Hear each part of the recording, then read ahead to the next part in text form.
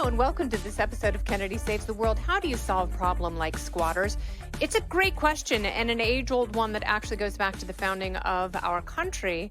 When George Washington had some land that he had forgotten about, he owned wide swaths of land in Virginia.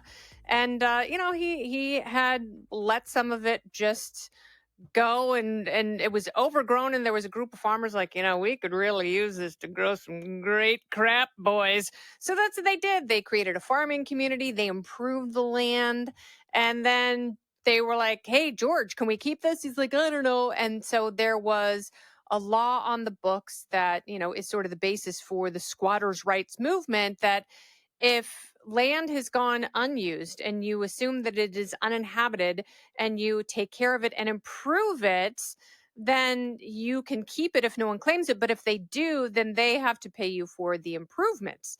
So, cut to there are two modern day issues. One is a Queens woman here in New York who her late parents left her their house, and squatters have moved in. But because of the way that the court system is completely bogged down, there's a very arbitrary amount of time. So 30 days, if you've been in a home 30 days, you can just stay there. That seems to me a little short. And the woman who has had an issue with her parents dying and trying to leave this property to her is, once you go through the court system, 30 days has already lapsed before you can even get in front of a judge.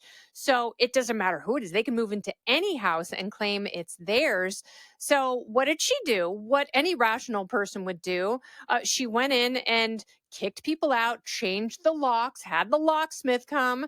And then when she left the house, one of the squatters called the police, and she was arrested for trying to protect her own home.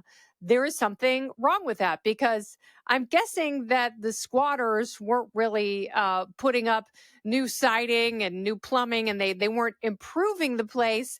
So she is now left with legal bills and an arrest record, which is a shame that someone like that, who's trying to protect their property, is now considered a criminal. Well, there was also a member of a Venezuelan gang who had crossed the border into the U.S., and he was screeching in a TikTok video, telling other people who were coming into the country illegally that, we're homeless, this sucks. So all you have to do is go into someone's home, invade their home, and these squatters' rights laws allow you to have a free home. Don't go anywhere. More Kennedy Saves the World right after this. And then, they even go on to say that if you fix it up, you could flip it and make money, that somehow the house is now magically yours. And that is wrong. But if there is something to this, then the US does a very, very bad job. The federal government does a bad job by the way it's designed of vetting people to come into the country, because we know a vast majority of people who come here, they want to work and they want a better life. Those are the kind of people you want in your country. Those are the kind of people any country would want there. In Mexico, do you think they want a bunch of people like, I just want to sit around and eat Netflix all day, or watch Netflix all day, and did you have Mexican DoorDash? Because that'd be amazing. If I could just get some street tacos and Mexican Coke and live off your dime, Mexico would be like, no, absolutely not. If you are not adding to our society, we don't want you.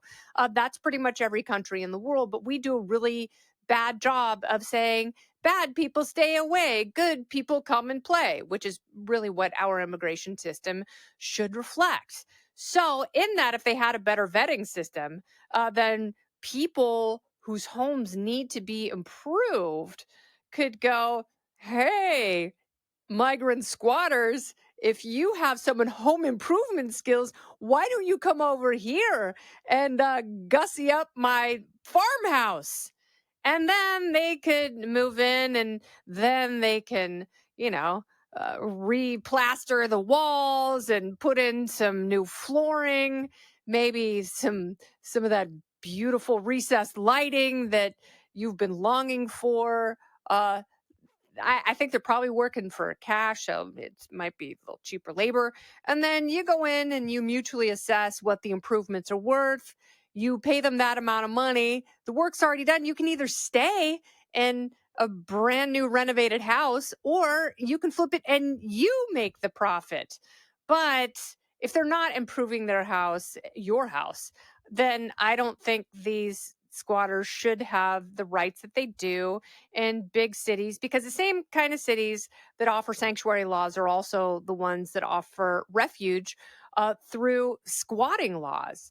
But something is completely backwards when you have people going, hey, we're homeless. We want a place to stay. So we're going to take it because, as discussed several times on the show, the two golden axioms of liberty: don't hurt people and don't take their stuff. Sometimes by taking their stuff, you hurt them. You hurt them emotionally, you hurt them financially. It's not okay. And then when you actually take their stuff, especially something as personal as a domicile, that is a gross violation. You know what you're doing. There is intent there.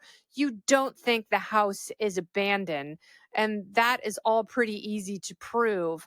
And giving someone 30 days to move into, take possession of, and essentially own your house, that is completely irrational. And if it's irrational, then people should not be safeguarded by super ridiculous, dumb, counterintuitive laws. So you have the lady in Queens and the guy from Venezuela. She's in the right, he's in the wrong. Protect where you live. Don't leave for a month at a time unless you know for a fact that the people who are moving in and squatting are going to give you some beautiful landscaping, and maybe throw on that second story that you've been hankering for. This has been Kennedy Saves the World. Thank you for squatting with me. I'm Kennedy.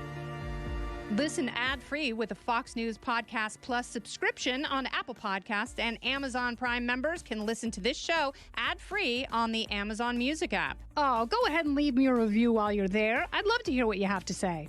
You've been listening to Kennedy Saves the World on the Fox News Podcast Network.